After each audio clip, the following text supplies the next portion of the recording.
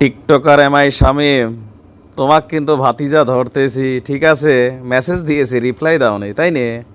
দেখেন, টিকটকে আমার কোনো আইডি নাই। ওই এমআই শামীম যে তুমি আসো, তুমি বুঝেই গেছো দাদন, হ্যাঁ? আরও কয়েকজন আছেন, খুব শীঘ্রই আপনাদের সাথে কিন্তু লাল সালামে দেখা হবে, খেয়াল রেখেন। কারণ আমি টিকটকে চ্যানেল খুলছি শুধুমাত্র আপনাদের জন্য। ভিন্ন রকমের থাম্বনেল টাইটেল দিয়া উল্টা পাল্টা ভিডিও বানাইয়া ভাই আমারে কিন্তু অনেক বিপদে ফেলছেন আপনারা। কারণ ভাবেন যে নাইম ভাই নজরদারি করেন, আমি করি, আমি আপনাদের অনেকের দেখি, ঠিক আছে? যদি 2-4 পয়সা কামাইতে পারেন কামান, কিন্তু থাম্বনেল টাইটেল লইয়া যা করেন, সো এগুলা এলাও না। এমআই শামীম প্রথমে আপনি, তারপর ধারাবাহিকভাবে আরও কয়েকটা টিকটক চ্যানেল আছে। যাই হোক, আলোচনা হচ্ছে অন্য জায়গায়। 26শে মার্চ মহান স্বাধীনতা দিবস।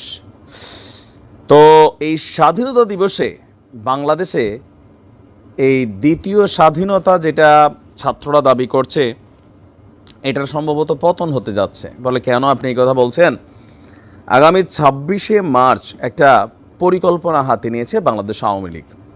তবে সবাইকে জানাইয়া টানাইয়া এই পরিকল্পনা যখন সামনে আসছে, প্রশ্ন হচ্ছে আসলে এদিনকে এই ঘটনা ঘটবে, অথবা পলাতক থাকা আওয়ামী লীগের নেতাকর্মীরা তারা কি এই ডাকে সামনে আসবে কিনা। তবে ডাক দিছে কে? মুক্তিযোদ্ধামন্ত্রী, তিনিও পলাতক। মুক্তিযুদ্ধের সময় এত সাহস করতে গাইছিল যে এখন তিনি ভাইগা গেছেন। আর তিনার নাম হচ্ছে আকম মোজাম্মেল হক, একজন অথর্ব মন্ত্রী হিসেবে চিহ্নিত ছিলেন। কয়েকটা রাজাকারের তালিকা করছে, কোনোটারই আসলে ফাইনাল আপডেট করতে পারেন। যাই হোক, আত্মগোপনে থাকা আপনার এই আওয়ামী লীগের নেতাকর্মীরা আস্তে আস্তে ভারতীয় গণমাধ্যমকে নানান সাক্ষাৎকার দিচ্ছেন নাকি ভারতীয় গণমাধ্যম গুজব হিসেবে ছড়াচ্ছে, সেটাও একটা কথা। কারণ ভারতের মিডিয়া এই মুহূর্তে বাংলাদেশ নিয়ে সব গুজব ছড়ায়।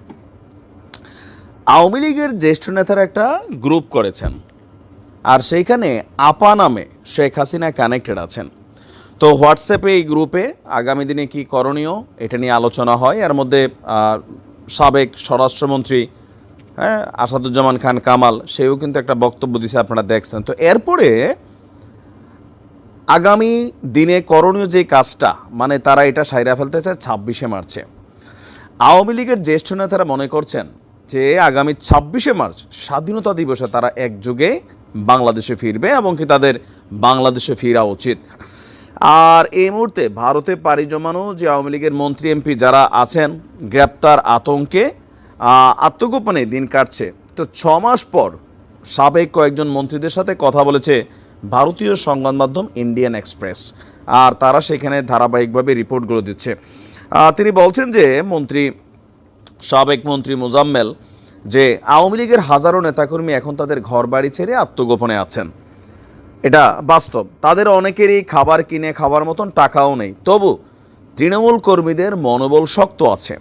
বিদেশে আওয়ামী লীগের পক্ষে জনমত গঠনে সাহায্য করার জন্য আমরা ভারতের দিকে তাকিয়ে আছি। এইটাই হচ্ছে আওয়ামী লীগের সমস্যা।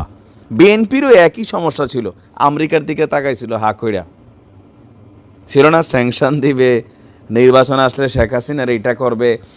তো বৈষম্যবিরোধী ছাত্র আন্দোলনের মধ্যে একটা শিক্ষা আওয়ামী লীগ এখনও নেয় নাই, যে আপনি যদি দেশের জনগণরে আপনার পক্ষে রাখতে না পারেন, বিদেশি কোনো বাবা এসা এই দেশটাকে দখল করে আপনাদেরকে ক্ষমতায় বসাবে না।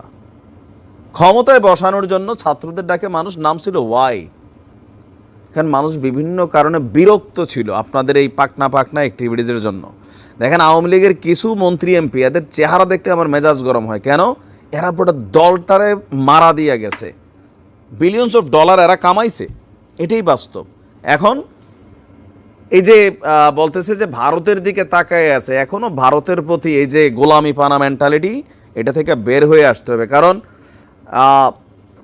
জনগণের সাথে কানেক্টিভিটি সম্ভবত এখনও করতে চান না। দেখেন, এই ধরনের বক্তব্য দিলে হয় কি, যে আপনাদের প্রতি মানুষের মিনিমাম লেভেলে যদি 1% সিম্পেথি ফিরে আসছিল, এটা কিন্তু চলে যাচ্ছে। এরপরে বলছি কি, যে গত আগস্টে থানা থেকে লুট হওয়া হাজার হওয়ার ছোট অস্ত্র উদ্ধারের কোনো চেষ্টা করা হয়নি। আমাদের সন্দেহ সমুদ্রপথে আরও অস্ত্র বাংলাদেশে আসছে। পাকিস্তান যেমন একটি ব্যর্থ রাষ্ট্রে পরিণত হয়েছে, তেমনিভাবে বাংলাদেশকে একটি ব্যর্থ রাষ্ট্রে পরিণত করার সর্বাত্মক চেষ্টা চালাচ্ছে। এদিকে আপনার গণহত্যাসহ বিভিন্ন অপরাধে সন্দেহভাজন অভিযুক্ত আওয়ামী লীগ নেতাদের নিয়ে প্রকাশিত প্রতিবেদনটি নিয়ে প্রতিক্রিয়া জানিয়েছে আবার আমাদের প্রধান উপদেষ্টার প্রেস উইং। তিনি বলছেন যে সংঘবদ্ধ অপপ্রচারের অংশ হিসাবে পলাতক আওয়ামী লীগ নেতাদের কথার উপর ভিত্তি করে বেশ কয়েকটি প্রতিবেদন করেছে ইন্ডিয়ান এক্সপ্রেস। সাংবাদিকতার মৌলিক নিয়ম অনুসরণ না করে এসব মিথ্যা প্রতিবেদন তারা করছে। ভারতের গণমাধ্যমগুলা লাস্ট 2-4-6 মাস যাবত রাউল হয়ে গেছে। আমার নিজের কাছেও মনে হয় আমরাও অনেকগুলা কাউন্টার নিউজ দিচ্ছি। দেখেন আওয়ামী লীগের এরকম যারা বড় বড় রাঘব বল আছেন, আপনারা আরেকবার জীবিত থাকেন কিনা ক্ষমতায় আসতে, সেটা একটা বিষয় কিন্তু মাথায় রাখেন। এইভাবে ঢুকবেন ভারতের সহযোগিতা নিয়ে, এইসব কথায় মানুষের, বললাম না যে বিএনপি সমন্বয়ক বা সরকারের, ইউনিট সরকারের ব্যর্থতা, অনেক কিছুর কারণে মানুষ 2-1% আমার মনে হয় যে মানুষের মধ্যে মুভমেন্ট চলে আসছিল। তা আপনাদের এই ধরনের ফাইজলামি কথাবার্তায় ওই জিনিসগুলো আপনারা নষ্ট করতেছেন। এখনও মানে জায়গা মতো আসতে পারেন নাই। জনগণের সাথে সম্পৃক্ত হন, ভালো কাজ কইরা মানুষের অন্তর জয় করার চেষ্টা করেন। ভারতের দাদা ডাইকা, আবার কেউ কেউ পাকিস্তানরে খুশি কইরা, কেউ আমেরিকারে খুশি কইরা, এই ধরনের রাজনীতি যারা করবে হয়তো এরকম একটা টার্ম ক্ষমতায় থাকতে পারবে, এরপরে আবার ঠিক একই পরিণতি হবে, আর ভালো কিছু হবে না। তো 26শে মার্চ ঘিরা আওয়ামী লীগের এই পরিকল্পনা আসলে কতটুকু বাস্তব, এটা ইন্ডিয়ান এক্সপ্রেস জানে আর এই মন্ত্রীরা জানে। তবে এগুলা কুবুদ্ধি টাইপের অ্যাক্টিভিটিস, যে একদিনে সারা বাংলাদেশে ঢুকবেন, তো এটা আগে জানাই দিলেন 26শে মার্চ ভারতের পত্রিকা নিউজ করলো, আর যারা বিপরীত শক্তি আছে, সরকার আছে, সীমান্ত খুইলা বৈশা থাকবে ফুলের মালা গলা দেওয়ার জন্য। বরঞ্চ এগুলোর জন্য কি হবে, দেশে থাকা যে আওয়ামী লীগের নেতা কর্মীরা আছে, অনেকে মামলা টামলা খায় নাই, এই পোলাপাইনগুলারে, এই মানুষগুলারে আপনারা থানা পুলিশের কাছে মামলা খাওয়াইয়া বিপদে ফেলবেন।